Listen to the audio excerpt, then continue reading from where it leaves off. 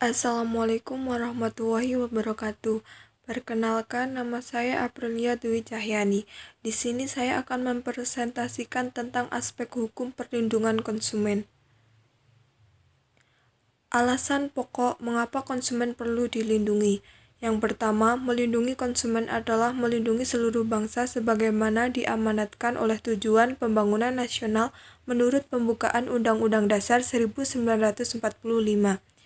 Kedua, melindungi konsumen perlu untuk menghindarkan konsumen dari dampak negatif penggunaan teknologi.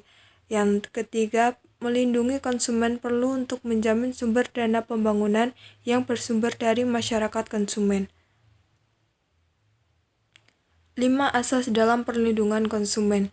Pertama, asas manfaat adalah segala upaya dalam menyelenggarakan perlindungan konsumen harus memberikan manfaat yang sebesar-besarnya bagi kepentingan konsumen dan pelaku usaha secara keseluruhan. Yang kedua, asas keadilan adalah memberikan kesempatan kepada konsumen dan pelaku usaha untuk memperoleh haknya dan melaksanakan kewajiban secara adil. Yang ketiga, asas keseimbangan adalah memberikan keseimbangan antara kepentingan konsumen, pelaku usaha, dan pemerintah dalam arti material maupun spiritual. Yang keempat, asas keamanan dan keselamatan konsumen adalah untuk memberikan jaminan atas keamanan dan keselamatan kepada konsumen dalam penggunaan, pemakaian, dan pemanfaatan barang atau jasa yang dikonsumsi atau digunakan. Yang kelima, asas kepastian hukum adalah baik pelaku maupun konsumen mentaati hukum dan memperoleh keadilan dalam penyelenggaraan perlindungan konsumen serta negara menjamin kepastian hukum. Tujuan perlindungan konsumen. Yang pertama, meningkatkan kesadaran, kemampuan, dan kemandirian konsumen untuk melindungi diri. Yang kedua, mengangkat harkat dan martabat konsumen dengan cara menghindarkan dari aksen negatif pemakaian barang dan jasa. Yang ketiga, meningkatkan pemberdayaan konsumen dalam memilih, menentukan, dan menuntut hak-haknya sebagai konsumen. Yang keempat, menetapkan sistem perlindungan konsumen yang mengandung unsur kepastian hukum dan keterbukaan informasi serta akses untuk mendapatkan informasi. Hak konsumen.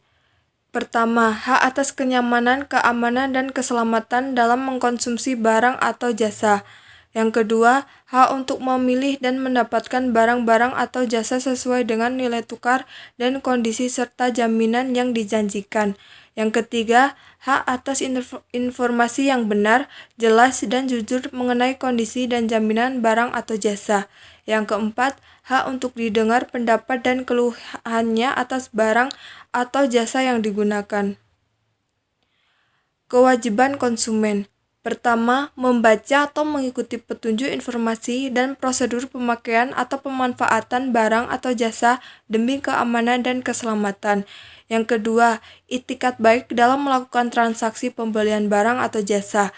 Yang ketiga, membayar sesuai dengan nilai tukar yang disepakati. Yang keempat, mengikuti upaya penyelesaian hukum sengketa perlindungan konsumen secara patuh. Kelembagaan Perlindungan Konsumen. Pertama, Badan Perlindungan Konsumen Nasional atau BPKN. Yang kedua, Lembaga Perlindungan Konsumen Swadaya Masyarakat atau LPSM. Yang terakhir, Badan Penyelesaian Sengketa Konsumen atau BPSK. Prosedur beracara. Pertama, hak gugat lembaga konsumen atau legal standing. Yang kedua, gugatan kelompok atau class action. Yang terakhir, beban pembuktian terbalik. Tugas Badan Perlindungan Konsumen Nasional. Pertama, memberikan saran dan rekomendasi kepada pemerintah khususnya dalam penyusunan kebijakan di bidang perlindungan konsumen. Kedua, melakukan penelitian dan pengkajian terhadap peraturan perundang-undangan yang berlaku di bidang perlindungan konsumen. Yang ketiga, melakukan penelitian terhadap barang dan jasa yang menyangkut keselamatan konsumen. Yang keempat, mendorong berkembangnya lembaga LPKSM. Yang kelima, menyebarluaskan informasi melalui media mengenai perlindungan konsumen.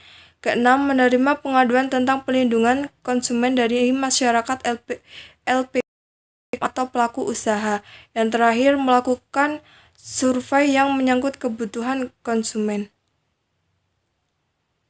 Hak gugat lembaga konsumen atau legal standing pasal 46 ayat 1 huruf C. Pertama, LPKSM berbentuk badan hukum atau yayasan.